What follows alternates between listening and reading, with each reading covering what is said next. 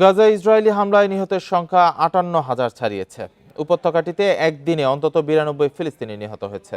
এর মধ্যে পানি আনতে গিয়ে নিহত হয়েছে ৬ শিশুসহ ১০ জন। রোববার নুসৈরাত শরণার্থী শিবিরের একটি পানি সরবরাহ কেন্দ্রে পানি সংগ্রহের সময় ক্ষেপণাস্ত্র হামলা চালিয়ে তাদের হত্যা করে ইসরায়েলি বাহিনী। আইডিএফের দাবি, জঙ্গি গোষ্ঠী ইসলামিক জিহাদের এক সদস্যকে লক্ষ্য করে ওই এলাকায় ক্ষেপণাস্ত্র ছুড়েছিল তারা। তবে সেটি তাদের লক্ষ্যবস্তু থেকে কয়েক মিটার দূরে গিয়ে পড়লে বেসামরিক ফিলিস্তিনি হতাহতের ঘটনা ঘটে।